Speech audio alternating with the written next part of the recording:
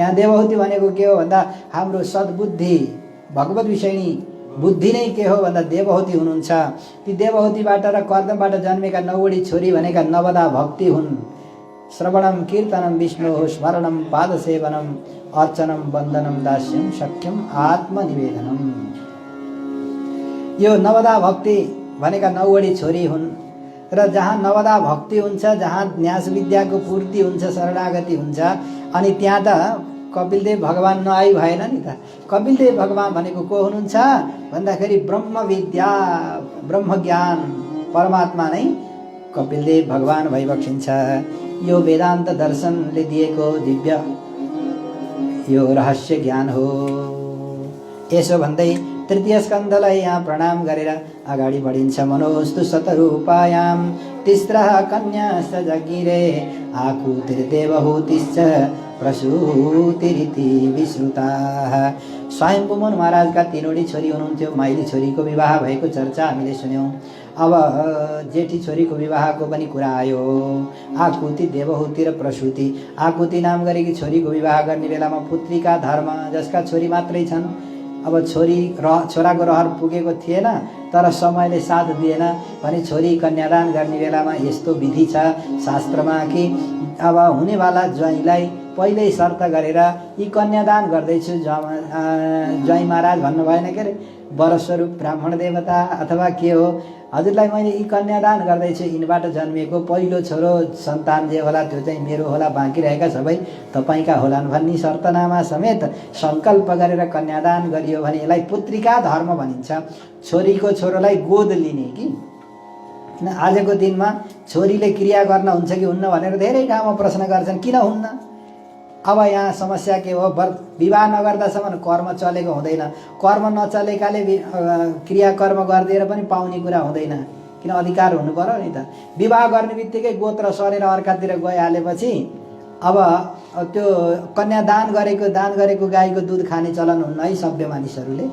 अनि त्यो छोरीलाई जोता भनेको गोरु जोते पनि गाईलाई जोताउने पनि चलन हुँदैन। फेरि छोरीले 5 दिनको क्रिया गर्नु शास्त्रले भन्छ। 45 दिन आसौ दुःख बोक्नु, रुचि भयो भन्दैमा वर्ष दिन बोक्दा मातापितालाई भारा लाग्छ कि उल्टो भारी लाग्छ। त्यसो हुनाले शास्त्रले भनेको मान्नुपर्छ। होइन अब छोरो छैन त कसले गर्ने त भन्दा छोरो छैन भने छोरी कन्यादान गर्दा शर्तनामा राख्नु कि तपाईँले यसबाट जन्मेको पहिलो छोरो मलाई दिनु भनेर विवाह गर्दैखेरि गोद लिने गरी गर्नु। त्यहाँ जन्मेको त्यो गोत्र नै हजुरबाको गोत्रको भएर मामा घरको माउलीको हजुरबाको छोरो भएर जन्मिन्छ। त्यसलाई पुत्र सरह अंश पनि दिने, वंश पनि बनाउने, सबै कुरा गर्न मिल्छ। उताका मातापिता हुँदै यसले हजुरबा हजुरआमाको क्रिया गर्न मिल्छ, कर्म चल्ने बेला भइसकेको छ भने। यदि अब बिचमा त्यस्तो पर्यो भने के गर्ने, खेतालो राखेर भए पनि काम गराउन मिल्छ। शास्त्रले भनेका छन् गोत्रको व्यक्ति हुनु पर्यो, उही गोत्रको हुनु पर्यो, उसलाई पारिश्रमिक दिएर गरेको काम ब्राह्मणले घर आएर पाठ गरिदिएर जप गरिदिएर अनि उहाँहरूलाई दक्षिणा दिएपछि त्यो यजमानको हुन्छ भने कोही अब गोत्रीय दाजुभाइलाई पारिश्रमिक दिएर क्रियाकर्म गराएको हुँदैन त? अवश्य हुन्छ। यो नहुने साटिन त मिलिहाल्छ, यो परस्परम भावयन्तः। तर शास्त्र नमान्ने मनमानी गर्ने व्यक्तिहरूलाई केही भनेर लाग्दैन। अनि फेरि यो आफ्नै छोरा थिएन त उहाँले किन त्यो छोरीको छोरोलाई धर्मपुत्र पाल्नु पर्यो अथवा ल्याउनु पर्यो, गोद लिनु पर्यो त? यहाँ प्रश्न आउन सक्छ। तर शतरूपानुमोदितः यही उत्तर दिनुभएको छ मैत्रेयजीले विदुरजी कि शतरूपा महारानीलाई पहिले एक दिन चर्चा कुरामा भन्नुभयो स्वयम्भू मनु महाराजले कि महारानी तिम्री जेठी छोरीका गर्भबाट भगवान यज्ञावतार र दक्षिणा महारानीले अवतार लिँदै हुनुहुन्छ भन्दा हो त? हो भन्दा एकदम हो। त्यसो भए के गर्ने भने यस्तो विधि गरौँ न त, त्यो छोरोलाई हामीले गोद लियौँ भन्ने कुरा भयो। र शतरूपा महारानी र स्वयम्भू मनु महाराजले सल्लाह गरेर छोरीको विवाह गर्ने बेलामा यही शर्तसित दिनु हो। अब हेर्नुहोस्, यो शर्तसित छोरालाई मात्रै उहाँहरूले गोद लिनुभयो, धर्मपुत्रको रूपमा लिनुभयो। छोरी चाहिँ उही भइराखिन्, तिनको अब दक्षिणाको र यज्ञावतार भगवानको विवाह हुन्छ पछाडि। फेरि बडो विचित्र छ कि अब गोत्र सरिसकेपछि फरक हुँदो रहेछ। समय पाएर आकुतिको गर्भबाट रुचि नाम गरेका ऋषिसँग विवाह भइसकेको थियो। उहाँको गर्भबाट भगवान यज्ञावतारले अवतार लिबक्स्यो। बोलो यज्ञावतार भगवानको। यज्ञ की पत्नी को नाम हो दक्षिणा। बोलो दक्षिणा महारानी को।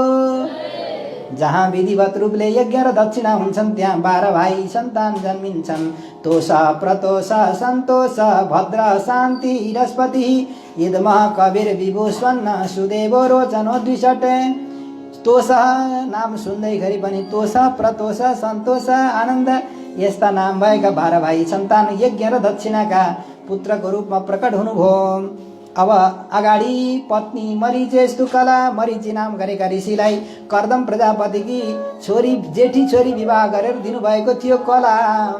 अब यहाँबाट 2 भाइ छोरा जन्मिनुभयो। कश्यपम पूर्णिमानम च कश्यप र पूर्णिमा नाम गरेका 2 भाइ छोरा जन्मिनुभयो। अत्रि नाम गरेका ऋषिलाई अनसुया नाम गरेकी छोरी विवाह गरेर दिनुभएको थियो। उहाँका सन्तान भएनन् हत्तपत्त। तर पतिव्रता धर्मले गर्दाखेरि एक दिन पतिव्रत धर्मको परीक्षण गर्नका लागि 3 जना देवता ब्रह्मा विष्णु महेश्वर नक्कली साधु बनेर आउनुभएको थियो। तर ती नक्कली साधुलाई 6 महिनाका बालक बनाएर अनसुया महारानीले कोर्कामा वर्ष दिनसम्म राख्नुभयो। उता देवीहरू खोज्दै खोज्दै आउँदा अलमल पर्नुभयो कि हाम्रा श्रीमान कहाँ जानुभएछ कहाँ जानुभएछ। वर्ष दिन लाग्यो लक्ष्मीलाई अनि माता पार्वतीलाई र सावित्रीलाई आफ्नो लोग्ने खोज्न वर्ष दिन लाग्यो। वर्ष दिनसम्म कहाँ जानुभयो खोज्दै खोज्दै जाँदा चित्रकूटको नजिकै चित्रकूटमा जहाँ भगवान श्री रामचन्द्रलाई तुलसीदासजीले चन्दन लगाइदिनु भएको थियो। बडो महिमा छ चित्रकूटम इन्दिरानन्द मन्दिरम अत्यन्त चित्रकूटालयम वन्दे इन्दिरानन्द मन्दिरम। श्रीमद् वाल्मीकि रामायणको महात्म्यमा लेखिएको छ। त्यहाँ सधैँ भगवान एक रूपले विराजमान भइबक्सिन्छ। वनवास गएको अवस्थाका भगवान श्री रामचन्द्र त्यहाँ भइबक्सिन्छ भनेर कोही सिद्ध सन्त महापुरुषहरूले दर्शन प्राप्त गर्नुभएको छ। त्यही नजिकै रहेको अत्रि अनुसुयाको आश्रममा गएका ती 3 जना देवताहरू कोर्कामा हकी कोक्रोमा बसिरहनु भयो, पालनामा बसिरहनु भएको थियो। थाहा पाउनुभयो र सूर्य पक्व भनेको अग्नि पक्व नभएको भोजन गर्ने हुँदाखेरि त्यस्तो समस्या पर्यो। पछि साँच्चै हामी पतिव्रता छौँ भने हाम्रा पति हाम्रो रूपमा कोही रूपमा आउनुहोस् भन्दा 3 जना देवीहरूले सक्नु भएन। अनि अनसुयाले भन्नुभयो कि यदि म सच्चा पतिव्रता रहेछु भनेदेखि तपाईहरू 3 जना देवता पहिले जसरी मेरो यही प्रतिज्ञाले बालक बन्नुभएको थियो त्यस्तै गरेर त्रिलोक पालक बनेर आफ्ना श्रीमतीहरूको साथमा आफ्नो सम्पत्ति स्याहार्न गइबक्सियोस् भनेपछि अनि उहाँहरू जान लाग्दै जाँदा ठिक्क त्यही बेला अत्रि ऋषि पनि आउनुभयो। अनि अत्रि ऋषिले दर्शन पाएर वरदान माग भन्दा मलाई 3 जना तपाईहरू 3 जना मध्येमा जुन श्रेष्ठ देवता हुनुहुन्छ मेरो पुत्रको रूपमा आउनु पर्यो भनेपछि हामी 3 जनै आफ्नो आफ्नो ठाउँमा श्रेष्ठ छौँ भन्नुभयो।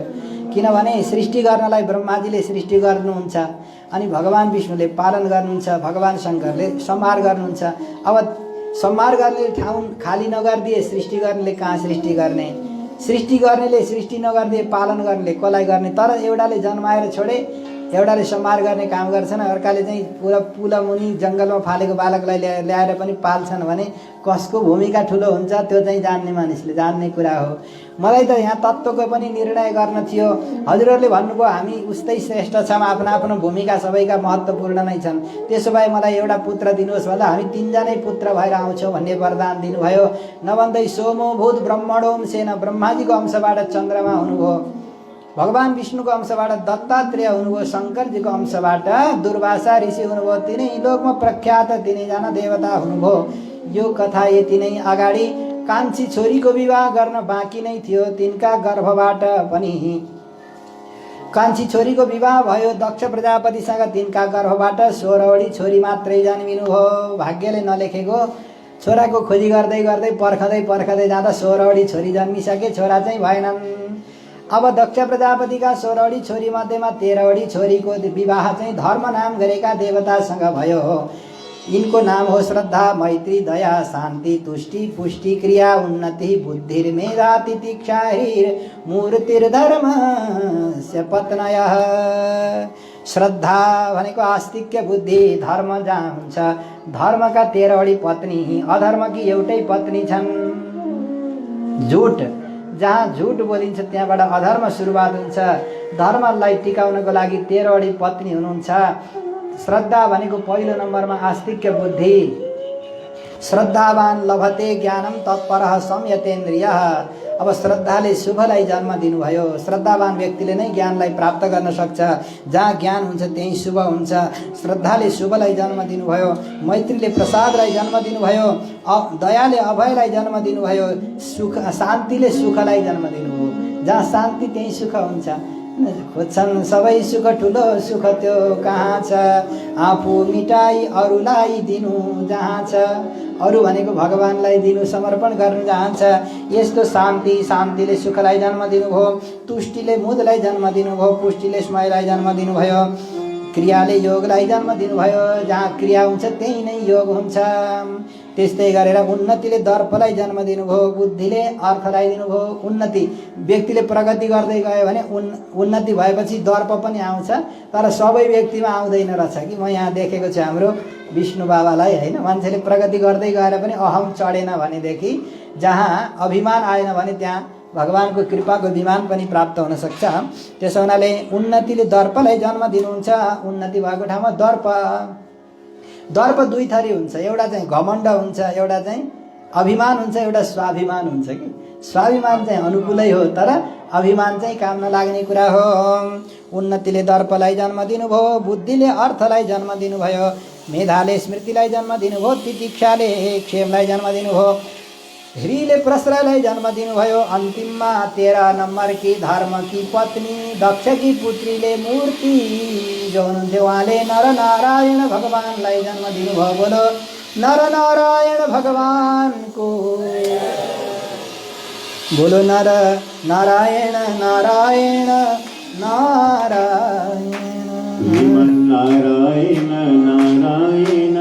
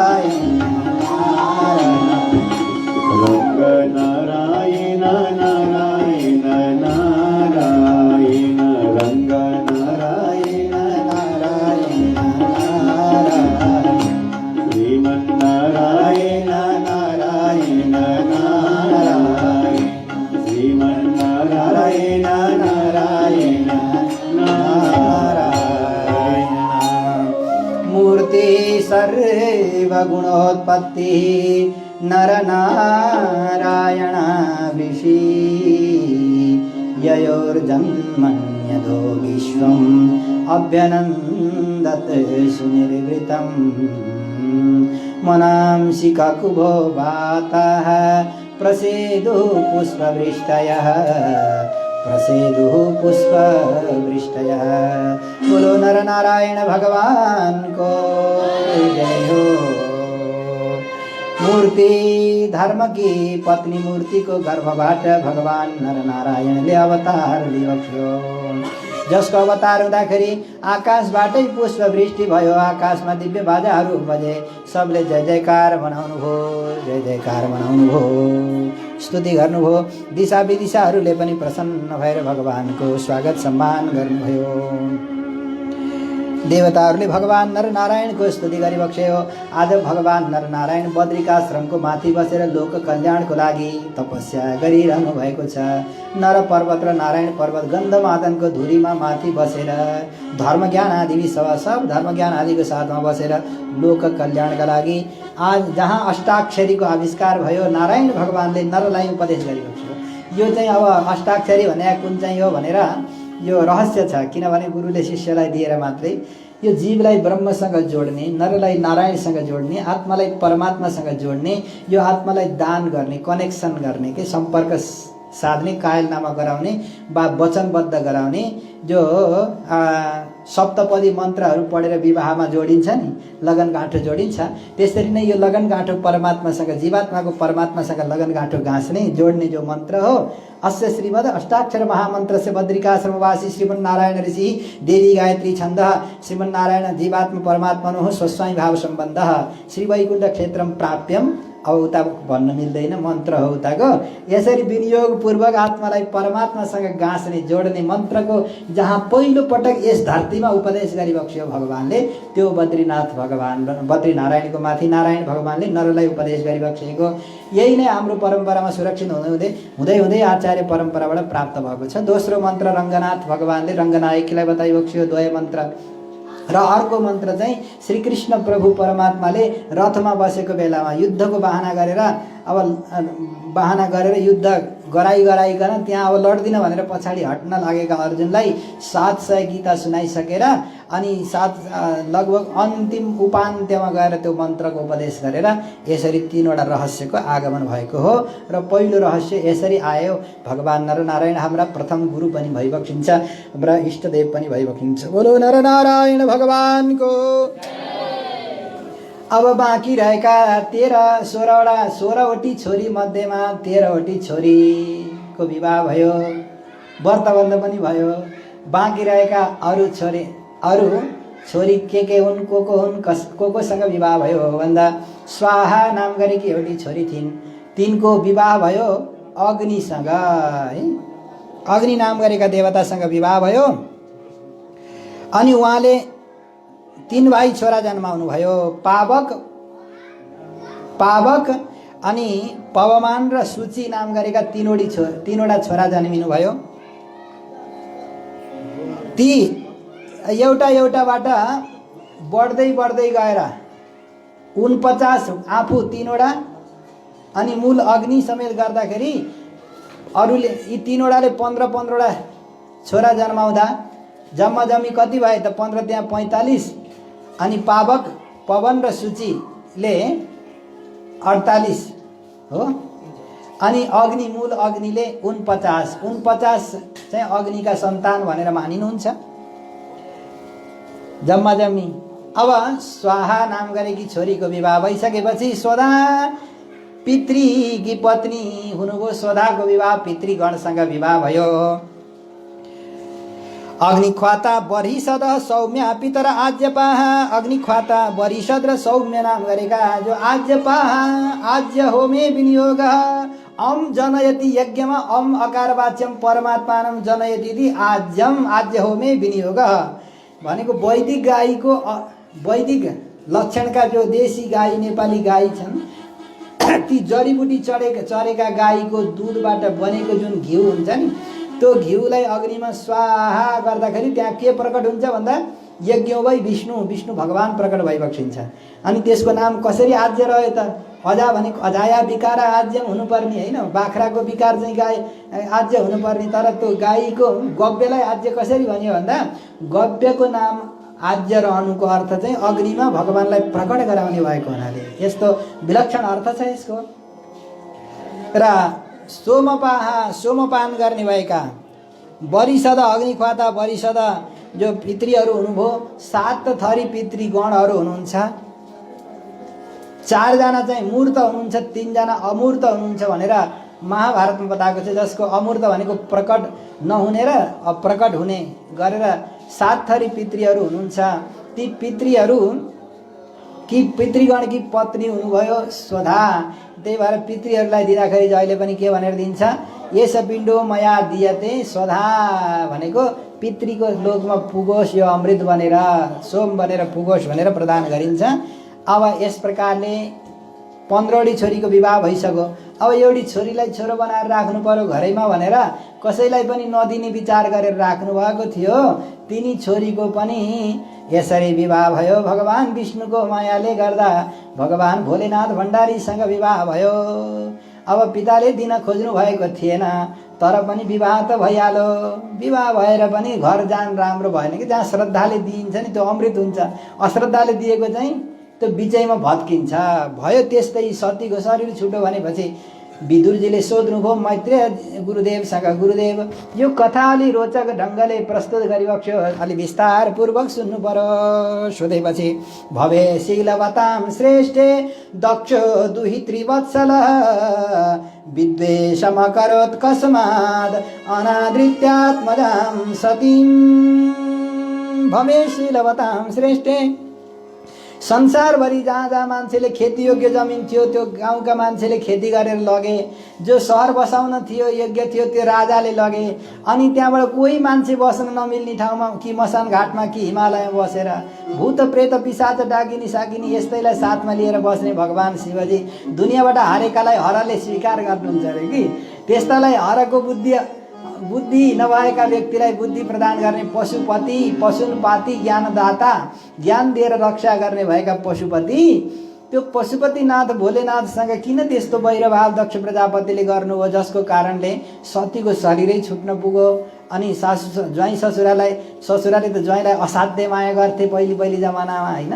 भनेको ज्वाइँ पनि त हुनका हुनु पर्यो र पो माया पाइन्छ त यहाँ किन खटपट भयो सोधी खोजी गर्दै जाँदा मैत्रेयजी भन्नुहुन्छ एक दिनको कुरा दक्ष प्रजापति यसै त दक्ष भनेको यज्ञमा सारा देवताहरूलाई प्रकट गर्न समर्थ भएको होइन। दक्ष नाम पनि त चान्चुने होइन नि त।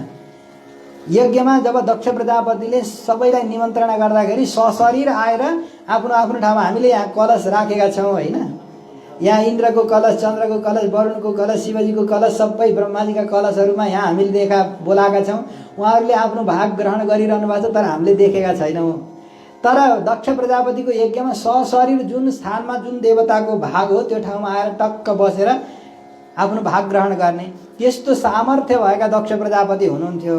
तर हेर्नुहोस् दक्षमा पनि दक्षता भयो हैन, त्यसै अध्यक्षता दियो होइन, उहाँले अध्यक्षता गर्नुभयो।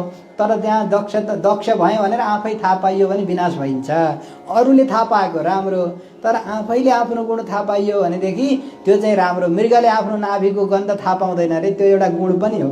त्यही भएर जिन्दगीभरि मृगले आफ्नो नाभिबाट प्रकट भएको त्यो सुगन्धी खोज्दै खोज्दै जिन्दगी जान्छ अरे कि। त्यो दक्ष प्रजापतिलाई कस्तो लाग्यो भने म चाहिँ अध्यक्ष भइसकेपछि अब मेरो सामर्थ्य त दुनियाँलाई थाहा छ, मलाई कसले सम्मान गर्दा रहेछन् भनेर एउटा प्राजापत्य नाम गरेको प्रजापतिहरूले गरिने जुन यज्ञ हुन्छ त्यो प्राजापत्य यज्ञको अध्यक्ष बनेका दक्ष प्रजापति सभामा सबैजना बसिसकेपछि पुग्नुभयो। अरू सबै उठेर सम्मान गर्नुभयो। तर भगवान शङ्करजी ईशानपट्टितिर यहाँ रुद्रको कलश हुन्छ नि त्यहाँ बसेका शङ्कर उठ्नु भएन। किनभने अब ससुरा आउँदा ज्वाइँले साष्टाङ्ग प्रणाम गर्ने हो कि ज्वाइँ आउँदाखेरि ससुराले साष्टाङ्ग प्रणाम गर्ने हो, आफ्ना आफ्ना देशाचार होलान्। दक्ष प्रजापति आएको देखेर भगवान शङ्करजी उठ्नु भएन, ब्रह्माजी पनि उठ्नु भएन। ब्रह्माजी अब छोरो आउँदा के उठिरहनु पर्यो भनेर उठ्नु भएन। तर अरू चाहिँ सबै जुरुक्क उठेर अरू त्यहाँ यज्ञमा बसेका ब्राह्मणहरू कोही दक्षिणा कम्ती पाइन्छ होला कि भनेर फेरि उठिहाल्नुभयो होला, कोही चाहिँ मान सम्मान गर्नै पर्यो भनेर उठ्नुभयो होला। तर दक्ष प्रजापति चाहिँ खुसी भए अरूबाट। तर ब्रह्माजीलाई केही भन्ने कुरा भएन। शिवजी नउठ्या चाहिँ उनलाई अलिकति पिर पर्यो। हेर अब भन्नु नभन्नु के भन्नुभयो, गाली गर्न थाल्नुभयो। हेर धिक्कार छ यिनलाई। आज यत्रो ठुलो सभामा बसेर सबैले उठेर सम्मान गर्दाखेरि अध्यक्ष जस्तो हामी आइबक्सिँदाखेरि अध्यक्ष जस्तो हामी आउँदाखेरि उठेर सम्मान गर्न पर्ने नमस्ते ससुराजी पनि भन्न नसक्ने धिक्कार छ यस्ता बाँदर मुखेलाई। मैले छोरी दिएछु झुक्किएर, के गर्नु इच्छा त थिएन। तर एषमे शिष्यतां प्राप्तो यन्मे दुहितुर ग्रहीत पाणिं विप्राग्निमुखत सावित्र्याइव साधुवत्। अग्नि साक्षी राखेर मैले ज्वाइँ बनाएँ छोरी दिएर, तर आज पछुतो लाग्छ मलाई ती मृगनयना छोरीलाई दिएर। कसरी यस्तो शील नभएको, स्वभाव नभएको, ढङ्ग नभएको, रङ्ग नभएको, कुनै स्वाद नभएको, न बेस राम्रो, न केस राम्रो, न बसाइ राम्रो, न उठाइ राम्रो, न हिँडाइ राम्रो, यस्तो दुनियाँभरि गाली गर्दै गर्दै गएर लुप्त क्रियाया असुचय मसान घाटमा बस्ने, खरानी घस्ने, भूत प्रेत पिशाच डाकिनी साकिनी 52 भैरव 64 जोगिनी शैलम शिखारी रिठे झाँक्रीलाई साथी बनाएर हिँड्ने। हेर हेर हेर हेर, अब यस्तालाई छोरी दिएँ। आजका दिनदेखि हेर सभामा बसेका हो कसैले पनि शिवजीलाई यज्ञमा भाग नदिनु भनेर श्राप दिए।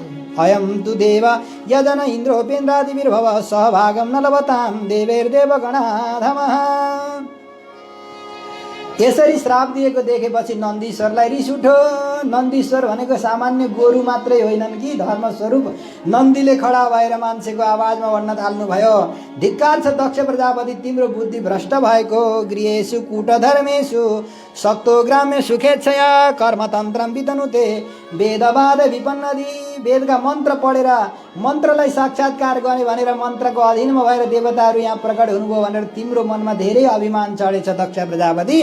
आउँदा दिनमा ब्राह्मण सब तिम्रा पछि लाग्ने ब्राह्मण जति सब सर्वभक्ष बनुन्। विद्या पढेका छन्, अब व्याख्या गर्न पर्यो भने वाचस्पति जस्तरी उच्च आसनमा बसेर गर्न पनि सक्ने, तर जे पाइ त्यही खाने बनुन्। ती दरिद्र बनुन्, कहिल्यै सम्पत्ति तिनीहरूका घरमा नहोस्, श्राप दिए। त्यही भएर लक्ष्मी र सरस्वतीको सँगै सहयात्रा चल्दैन।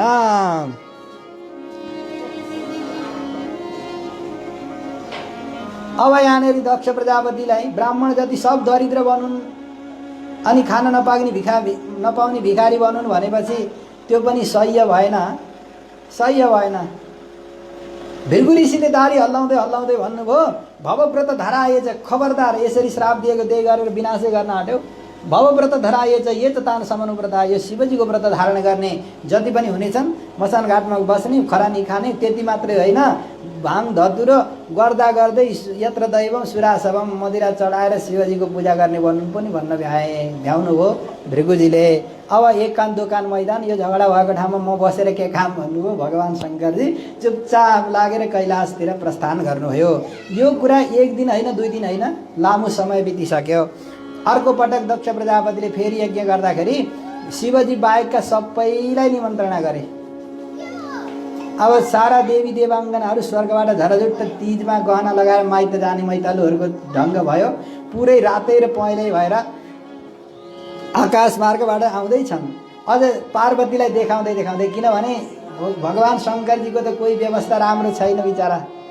भगवान् शङ्करजी आफै मृग चर्म, बाघको छाला, नाकको माला, कति सुहाउने। त्यसरी बसेका शिवजी भएको बाटोबाट जाँदाखेरि सोध्नुहुन्छ सतीदेवीले, हजुरहरू कहाँ जान लाग्नु भएको? ए हजुरलाई थाहा छैन र, हजुरकै माइत जान लागेका। अब यो किन भन्दा यज्ञ छ, हामी सबैलाई चुले निम्तो भएको हुनाले सब जाँदैछौँ। अब सतीको शिरले चक्कर खान थाल्यो कि मेरा पिताजीकोले माइतमा, मेरै पिताजीले घरमा माइतमा यज्ञको आयोजना गर्ने, सबैलाई चुले निम्तो अरे आफ्ना खुट खबर केही थाहा छैन। न चिठी आउँछ, न एसएमएस आउँछ, न कार्ड पठाउने, न कोही मान्छे लिन पठाउने। हरे दैव, पिताको बुद्धि भ्रष्ट भयो, अथवा हडबडमा हतपतेको काम लतपते बिर्सेर पनि होला भनेर सतीदेवीलाई कुलतुली भयो। जौ पाक्न थाल्यो भित्र र बाहिर गर्दै गर्दै एक दिन भगवान् शङ्करजीको समाधि भङ्ग गरिदिनु भयो। भगवान् शङ्करजी 87,000 वर्षसम्म माता सतीसँग बातचित नगरिकन बस्नुभएको छ समाधि लगाएर। 87,000 वर्षसम्म बोलचाल बन्द, चुपचाप लागेर टुपुक्क। अब अघि पछि सधैँ समाधि ध्यान लगाएर के छ भन्दा मेरो अनुष्ठान चलिरहेको छ कि जहिले हेरो हातमा माला छ, झोली छ, जहिले हेरो अनुष्ठान छ, जहिले हेरो अनुष्ठान। अब कहिले होला घरबार गर्ने सतीदेवीलाई मनमा अब खुल्तुली हुन्छ। तर सतीदेवीले एउटा भयङ्कर गल्ती गर्नुभएको थियो होइन, त्यो गल्तीको कुरा यहाँ भन्नुपर्छ कि पर्दैन होला। सतीदेवीले भगवान शङ्करजी जहिले समाधि, जहिले ध्यान, जहिले साधना गर्न लागेको देख्दाखेरि देवदेव महादेव, हजुर त महादेव हुनुहुन्छ, हजुरले यो कसको भजन गर्नुहुन्छ भन्दा भगवान शङ्करजीले आऊ सती, म तिमीलाई म जसको भजन गर्छु उसको दर्शन गराउँछु, म जसको भजन गर्छु उसको तिमीलाई दर्शन गराउँछु भन्दै दण्डकारण्यमा वनवास गएका भगवान श्रीराम सीताको वियोगमा विलाप गर्दै गर्दै हे सीते कसरी म देखि पर भई बस्छौ तिमी छौ कहाँ,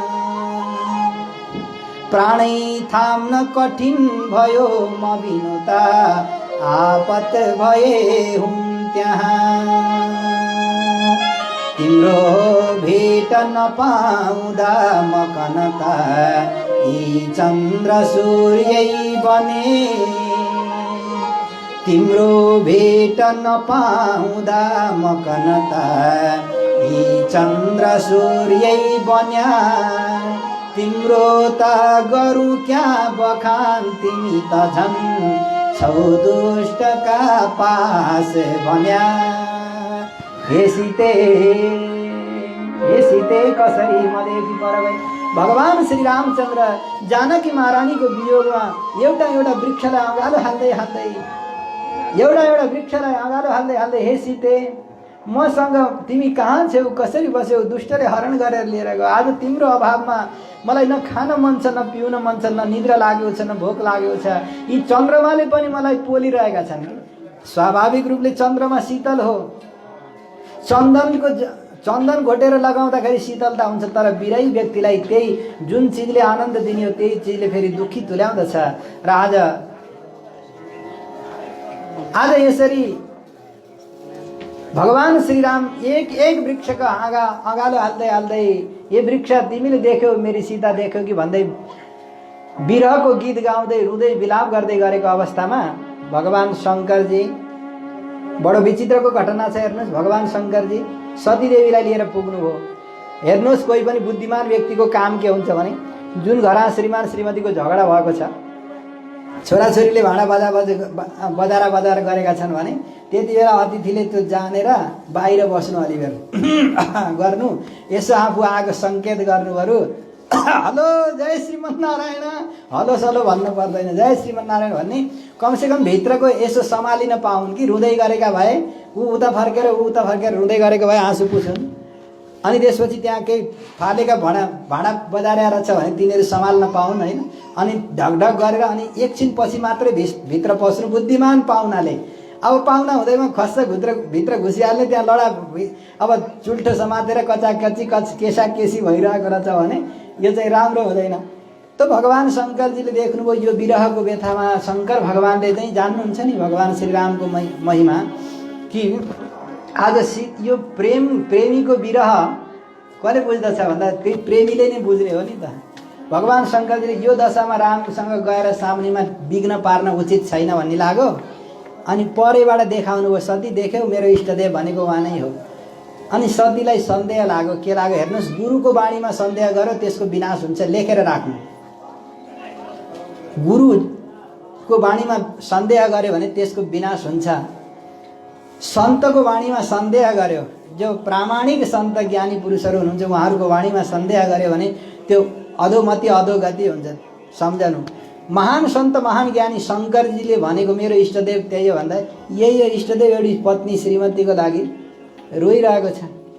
रावणले सीतालाई हरण गरेर लिएर गयो, अब अर्काले लगेको श्रीमतीको लागि रुनी यस्तो कोही महापुरुष महान त्यागी महान, मैले भने ईश्वर भने त ब्रह्म भने त अर्कै चिज होला, हजुरले जसको उपासना गर्नुहुन्छ एउटी पत्नीका लागि रोँदैछन्।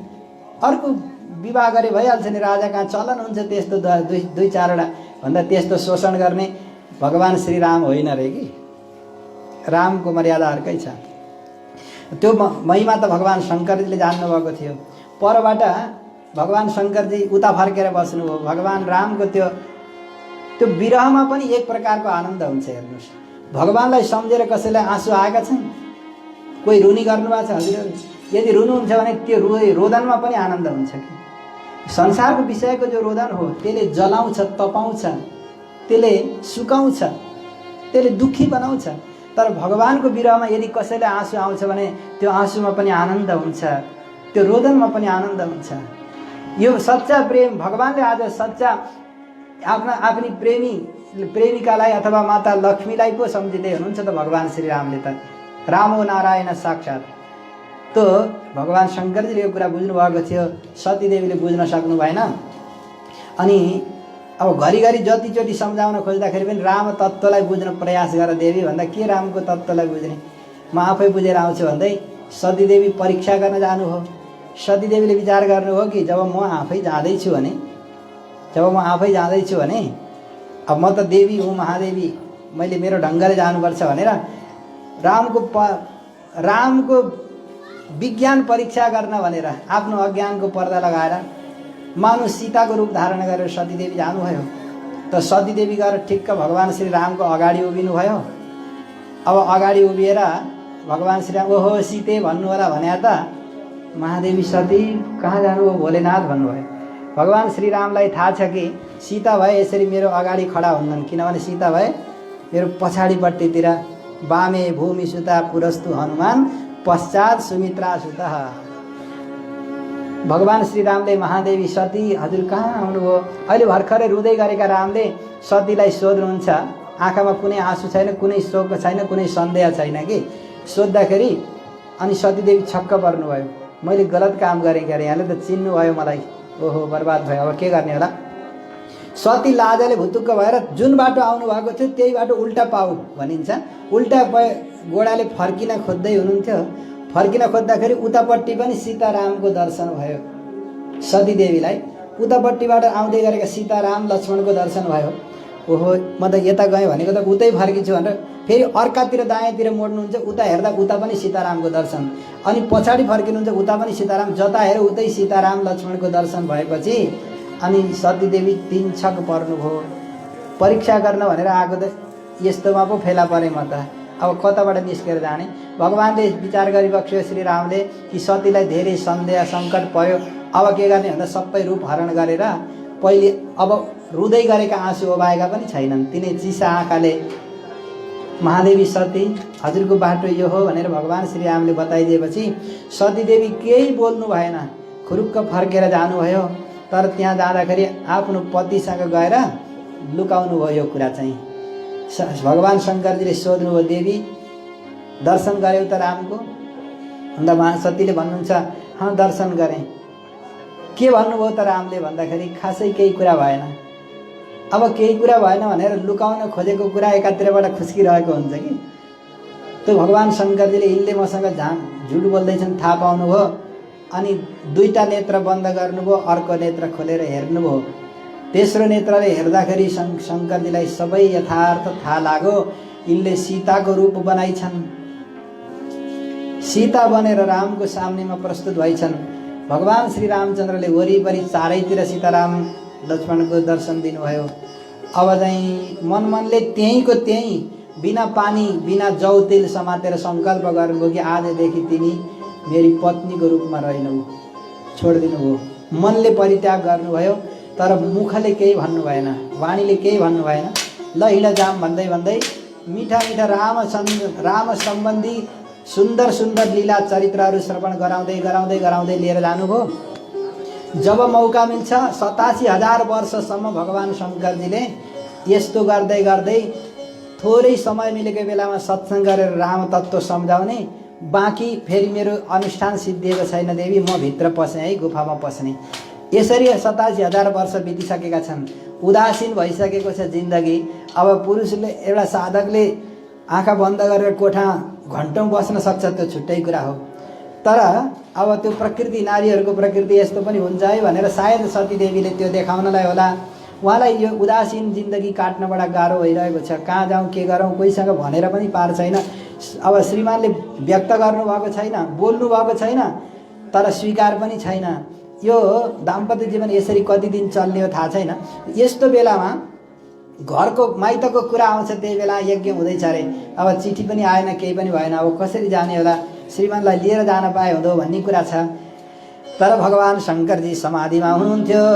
चिम्ली लोचन दीर्घकाल तपमा खोलेर बासन्तीका नाच्दी सुन्दर तालले पवनमा देखी फुलेकी लता बिर्से झै भनको तिमी यति भनी गौरी रुलाइकन मुस्काएर फुलाउने शिवजी हुन् कल्याणको चुम्बना भनेको आशीर्वाद मुस्काएर फुलाउने शिवजी हुन् कल्याणको चुम्बना बिर्से झै भनको तिमी अब छिनिन गर्दै चुरा बजाउँदै भित्र र बाहिर गर्दै गर्दै सती देवीलाई माइत जाने उत्सुकता बढेको छ। भगवान शङ्करजी समाधि अवस्थामा हुनुहुन्छ। समाधिबाट कसरी बिउजाउने होला भनेर भित्र बाहिर गर्दै गर्दै जब समाधि खुल्यो भगवान शङ्करजीको समाधि खुलेर आँखा खोलेर हेर्नुहुन्छ सती देवीलाई देखेर उदासीन विग्रहमा चेहरामा भएकी सतीलाई देखेर सोध्नुहुन्छ तिमी को हौ? अब तिमी को हौ को अर्थ के हो भने मैले तिमीलाई छोडेको हो र मैले छोडेर तिमी बिराहिनी भएकी हौ र।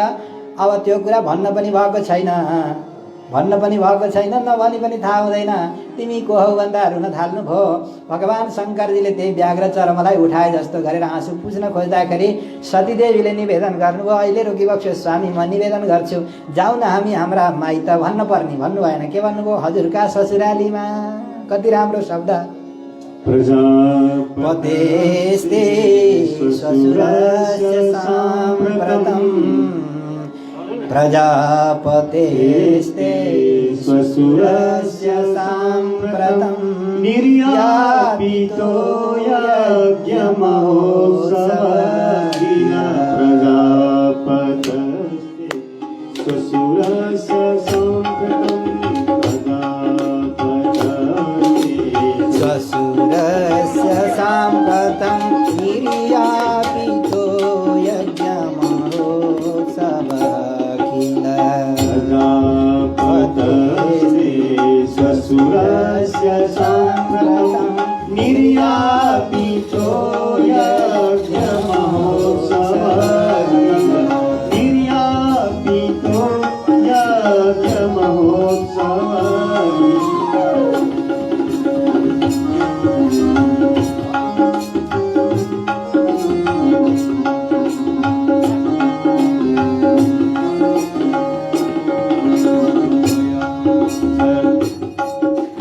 वयं च विश्रामवामते वयं च विश्रामवामते वयं च विश्रामवामते यज्ञर्थितानि विबुधाव्रजन्ति यज्ञर्थितानि विबुधाव्रजन्ति श्वशुरस्य साम्प्रतं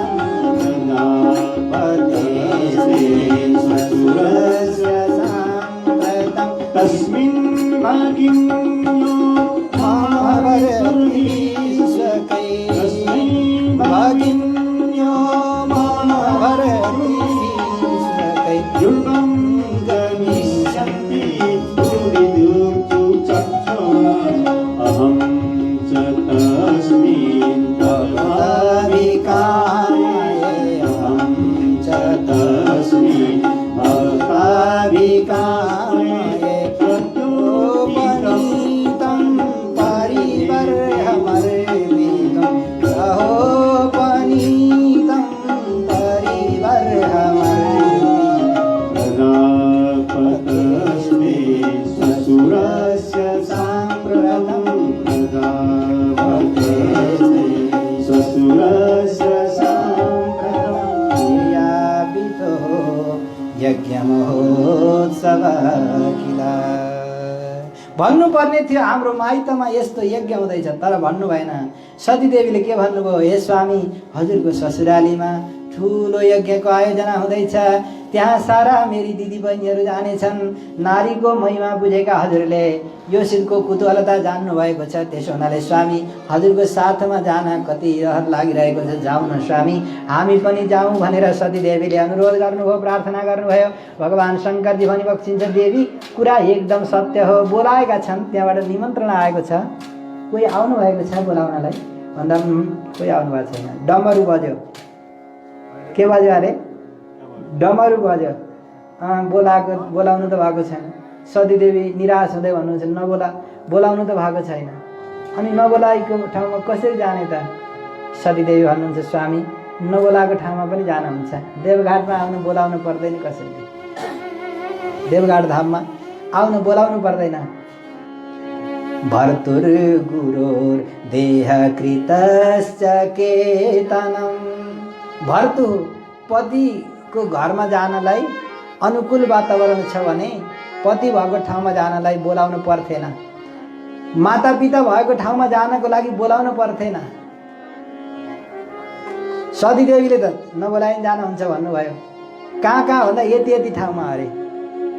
अन्नदाता भयत्राता यस्य विद्याम प्रयच्छति, कन्या प्रदो मन्त्रदश्च पञ्चैते पितर श्रुता। हजुरका पनि पिता हुनुहुन्छ नि त, कर्म पिता, जाया पिता। त्यसो हुनाले ससुरालीमा जान बोलाइरहनु पर्दैन, अनि नबोलाएको ठाउँमा जान हुन्छ त?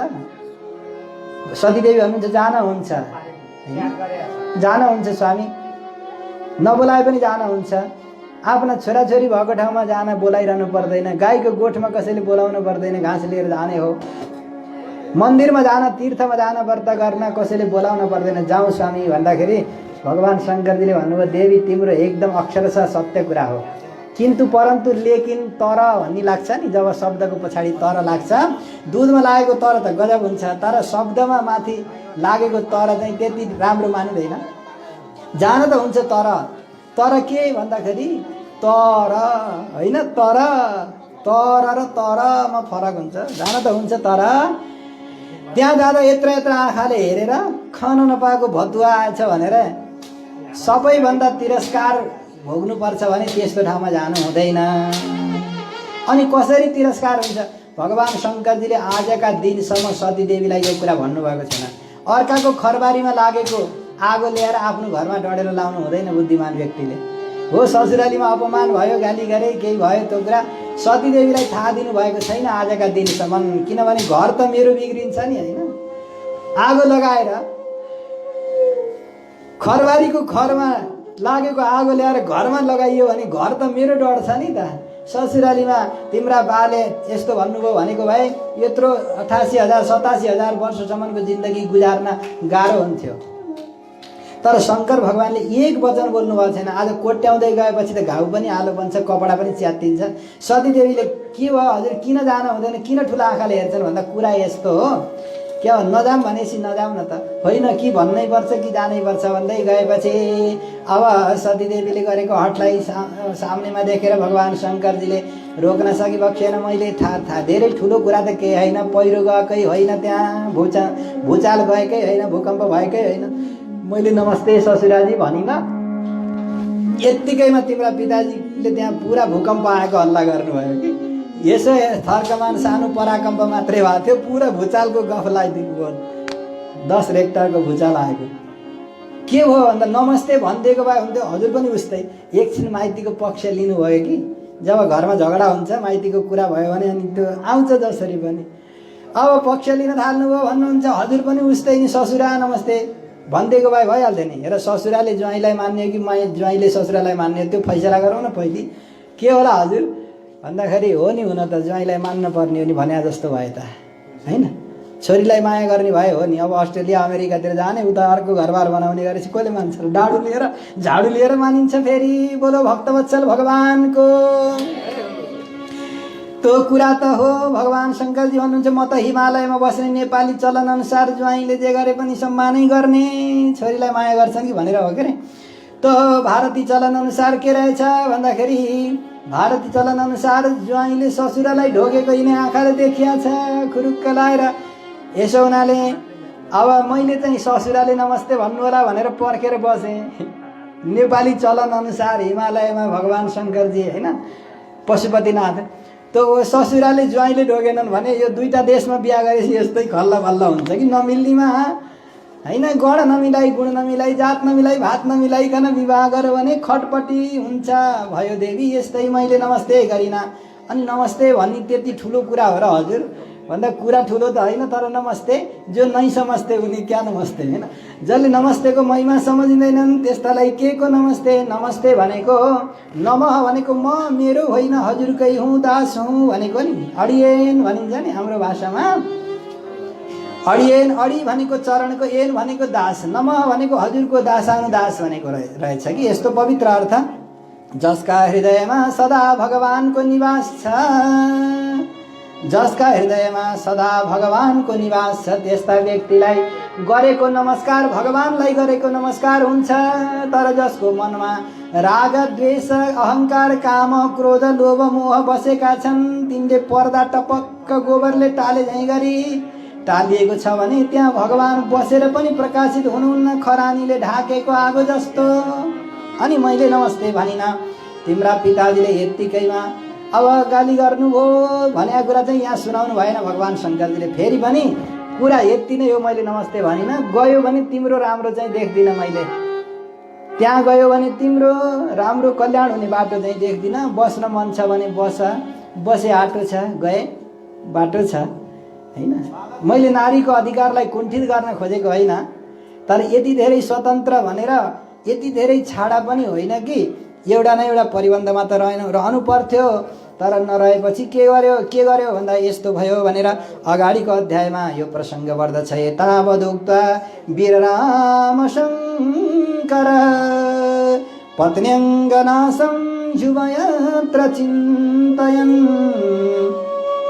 सुरेदिदृक्षु परिशङ्किता भवान् निष्क्रामति निर्विशति द्विधा आशसा यतावत् उक्ता। यति भनेर भगवान शङ्करजी चुप लागेर बसिबक्स्यो, आँखा बन्द गरेर। यहाँ भए पनि 87,000 वर्षदेखि यिनी मेरो काममा छैनन्, सेवामा होइन। अब गए पनि मेरो काममा रहन्न, यिनको शरीरै रहँदैन। देख्नुभयो भगवान भोलेनाथले, तर देखेर पनि भवितव्यलाई कसले रोकेर सक्छ। भाग्यमा रहेछ भने अर्को जन्ममा भेट होला भनेर आँखा बन्द गरिबक्स्यो। भाग्यमा रहेछ भने सती तिम्रो र मेरो अर्को जन्ममा भेट होला भन्दै भगवान शङ्करजी आँखा बन्द गरिबक्स्यो। अब सती देवी माइत हेर, ए नारी हो संसारभरिका नारी, जहाँ आगो बालेर गयो सक्छौ त्यहीँ लड मर गर। तर गएर फेरि त्यहाँ घर खान सकेनौ भनेदेखि अब कसैका घर मेरा चाहिँ उजाडेलान् पनि भनेर होला। अब नदिनेले नदिएपछि, दिनेले नभएपछि, गर्नेले नगरेपछि के लाग्दो रहेछ र। भगवान शङ्करजीले पनि आफू परित्याग गरेको भनेपछि अब यही घर किन बसिरहनु पर्यो, मेरो माइती जन्म घर पनि त छ नि, कोही न कोहीले त आश्रय देलान् नि भन्दै बिचरा सतीदेवी लाग्नुभयो। कैलाशबाट हिमालयबाट अवतरण हुन थाल्दा नन्दी भृङ्गी रीति स्तुन्दी 52 भैरव 64 जोगिनी सबै भूत प्रेत पिशाचहरू सतीदेवीको रक्षा गर्न गार्डको रूपमा, सुरक्षा गार्डको रूपमा आउनुभयो। तर सतीदेवी दक्षको यज्ञमा गएर सबैले सम्मान गर्दै थिए, तर कता दक्ष प्रजापतिले देख्छन् कि भनेर कोहीले त गरेनन्, कोहीले गरेको पनि एकैछिनै मलाई एकदम हतार छ अहिले पछि नमस्ते भनौँला भन्दै अगाडि बढ्छन् कि। तर आमाको मनमा प्रेमको बाढी उम्रेर आयो, आऊ मेरी छोरी मुटुको टुक्रा भन्दै आमा प्रसुतिले चाहिँ दक्ष प्रजापतिले देखुन् कि जेसुकै भनुन्, पतिले जेसुकै भनुन् भन्दै अगालो हान्नुभयो। ए छोरी यति मात्रै भन्नुभयो, अब ज्वाइँ किन आउनु भएन भन्ने कुरै भएन। पहिलेको सबै घटना आमालाई थाहा छँदैछ। ए छोरी भन्दै रुनुभयो, बरबर आँसु झार्नुभयो। तर सतीदेवीलाई दक्ष प्रजापतिबाट अपमानित भएको हुनाले आमाले जति सम्मान गरे पनि पतिको अपमान भएको देखेर अब विचार गर्नुभयो, मेरो यही भाग्यमा लेखेको थियो, जस्तो घर मिल्यो, जस्तो संसार मिल्यो मेरो लागि त्यही सुन्दर थियो। तर पिताले पनि त्यहाँ किन यसरी मेरो घरबार बिग्रनी गरे, मेरो घरबार बिग्रनी गरी किन त्यस्तो गर्नु परेको थियो भन्ने जस्तो लाग्यो। अनि सतीदेवीले सभाको बिचमा जानुभयो। अरुद्र भागम भोलेनाथको भाग नभएको त्यो यज्ञलाई देखेर सभाको बिचमा गएर माइकै हातमा लिएर भाषण गर्न लाग्नुभयो, धिक्कार छ पिताजी, तपाईँबाट जन्मिएको यो शरीर म राख्न चाहन्न। कुरा धेरै भन्नुभएको थियो। यहाँ सारांशमा दाक्षायणी भन्ने सुन्दाखेरि यो घाउ अझै आलो होला, दक्षकी छोरी भनेर श्रीमानले बोलाउने नामै हुन्न रे कि घर।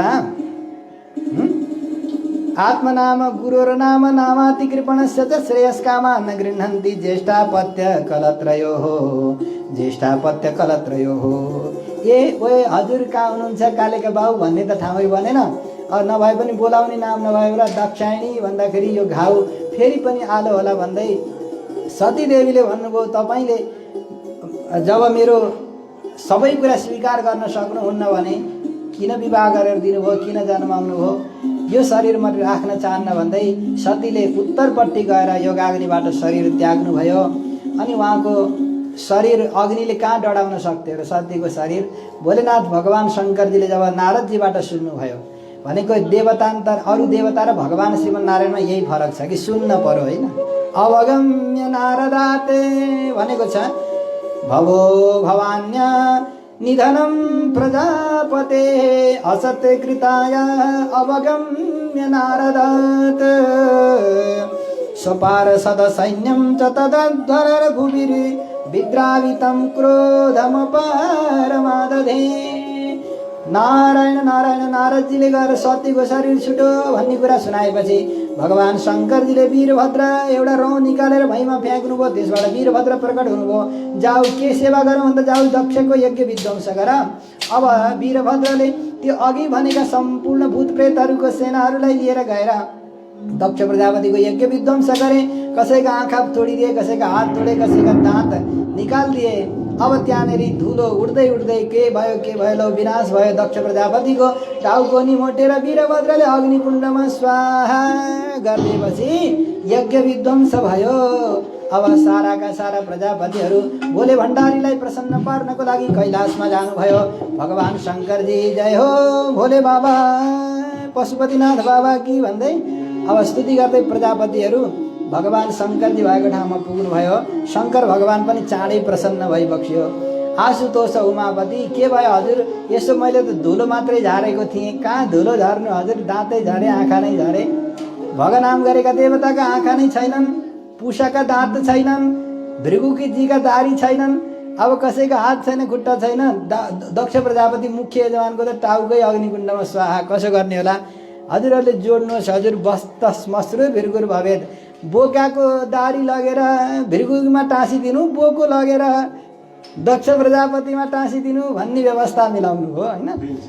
बोको लगेर अब कलमी गर्नुभयो कि बोकाको टाउको लगेर दक्ष प्रजापतिको शिरमा जोडियो। अनि भृगुजीलाई तिनै दारी लगेर टाँसिदिएको हुनाले भृगुजीको यति मात्रै आएको। कति कति मानिसहरूले आजभोलि यस्तो पनि मन पराउनुहुन्छ, भृगुवंशी भन्न। अब चाहिँ यज्ञ शुद्धिका लागि वैष्णवम यज्ञ सन्तत्तै त्रिकपालम द्विजोत्तमः, तीनवटा कपाल थालीमा पुरोडास तयार पारेर सिपिविष्ट भगवान विष्णुको यज्ञमा आराधना गरियो। वैष्णवेष्टि नाम गरेको यज्ञको आयोजना गरेर त्यो अग्निकुण्डबाट भगवान प्रकट भइबक्स्यो। सबैले स्तुति गर्नुभएको छ। एक एक स्तुतिको प्रकरण सुन्न मन लाग्छ भने युट्युब च्यानलमा गएर हजुरहरूले खोज्न सक्नुहुन्छ। dr.चक्रपाणी आचार्य भनेर खोज्यो भने मसिनो गरी एउटा एउटा श्लोक पदको अर्थ गरेको पनि सुन्न पाइन्छ। जय श्रीमन्नारायण। यो प्रसङ्ग यति नै। भगवान श्रीमन्नारायण प्रभुले सम्झाउनु भयो कि हेर, कसैले पनि कसैको अपमान गर्नु, सम्पूर्ण देवताहरू मेरा अङ्ग हुन्। अङ्गानि अन्य देवता देवानाम प्रवरो विष्णु देवानाम अवरो बन्ही। देवताका भान्से अग्नि देवता हुनुहुन्छ, देवतामा प्रवर भगवान विष्णु, सम्पूर्ण देवताहरू विष्णुका अङ्ग हुनुहुन्छ। एक एक अङ्गलाई निकाल्दै गयो भने जसरी अङ्गी रहँदैन, यी कुनै पनि देवी देवता बिना मेरो सद्भाव, मेरो सत्ता हुँदैन। त्यसो हुनाले यिनलाई तिरस्कार गरेको मेरै तिरस्कार हो, जसको सम्मान गरेको पनि मेरै सम्मान हो। यो कुरा जान भनेर दक्ष प्रजापतिलाई भगवानले सम्झाइबक्स्यो, उहाँले सम्झिनुभयो। यहाँसम्मको कथा आजको प्रसङ्गबाट। अब भोलि यथा समयमा अब रफ्तार पनि चल्छ। अब अरू चरित्र, ध्रुवजीको चरित्र आउँछ। हामी ध्रुवजीको चरित्र सुन्नेछौँ, पृथु महाराजको चरित्र सुन्नेछौँ। यस्तै गरेर प्रियव्रतका कथाहरू सुन्नेछौँ। पञ्चम स्कन्धमा भूगोल खगोल आदिका वर्णनहरू पनि हुनेछन् र क्रमशः गर्दै गर्दै अब दिन त घट्दै जाने हो, बढ्दैन। र यहाँ सम्पूर्ण उपस्थित भइबक्सेका आचार्यवृन्द, र भागवतवृन्द भक्तवृन्द कर्ता परिवार सबैजनालाई जय श्रीमन्नारायण भनेर अभिनन्दन गर्दै आजको यो मधुर प्रसङ्गलाई यहाँ अब टुटे फुटेका शब्दमा कथा त राम्रो थियो तर ढङ्ग नभएपछि जस्तो ढङ्ग त्यस्तै सेलरोटी बन्छ होइन। यहाँ विश्राम गरेर जय श्रीमन्नारायण बोलो आनन्द कन्द भगवानको एउटा मिठो भजन, त्यसपछि आरती पुष्पाञ्जली। उत्तम भगवानको नाच्नु ल मलाई बिहानदेखि रामको दरबार स्वर्ग जाने माना है छोरा दरबार। रामको दरबार स्वर्ग जाने माना है छोरा दरबार।